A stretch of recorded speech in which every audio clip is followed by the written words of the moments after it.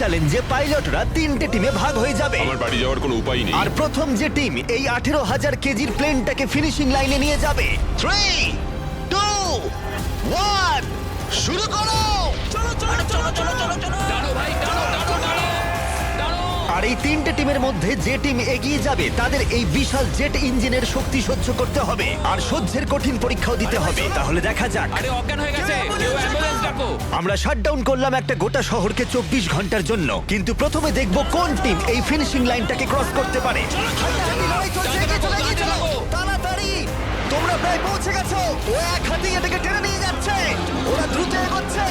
ওরা কি তাড়াতাড়ি যাচ্ছে? জিততে হলে প্লেনটাকে ফিনিশিং লাইন ক্রস করাতে হবে। ও, আমরা উইনার পেয়ে গেছি, তোমরা পেরেছো। ওটা আমাদের জেট। আমি এটা আমার মেয়ের জন্য করেছি। 2/3 পাইলট এই মাত্র এলিমিনেট হয়ে গেল। এদের মধ্যে একজন জিততে চলেছে এই প্রাইভেট জেট।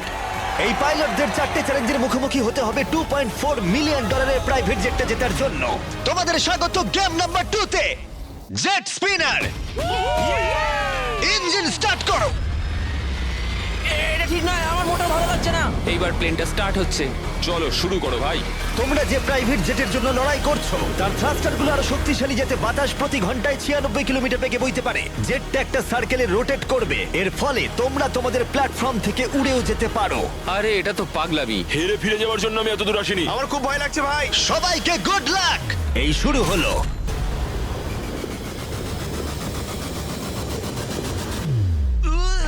ও, প্রথম জন এলিমিনেট হয়ে গেল, একজন কমে গেল। আমার ওই জেটটা চাই। আমি জেটটার জন্য কোনো মতেই আমার প্রাণ দিতে পারবো না। আমি খুব ভয় পাচ্ছি ভাই।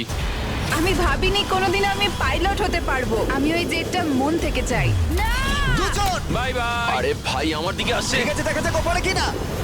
46 আটকে থাকো, ও ধরে রেখেছে। আটকে থাকো। তুমি পেরেছো, তুমি এগিয়ে যাচ্ছ। এই টেকনিকটা দারুণ ছিল। অন্যদের দেখে বাকি পাইলটরা বুঝতে পারলো তাদের কি করা উচিত আর কি করা উচিত নয়। আমি বুঝে গেছি, স্ট্র্যাটেজিটা হবে সাইডওয়েজ রাখা, এরকম করে নয়। যারা টিকতে পারছে তারা এরকম করে দাঁড়াচ্ছে। ওরা আটকে আছে।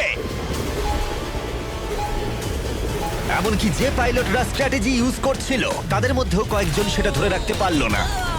আর একজন। যদি নাম্বার 40 পড়ে যায় আমিও পড়ে যাব। আমরা একই ভাবে দাঁড়িয়ে আছি, ও পড়লে আমিও পড়বো। না না না না,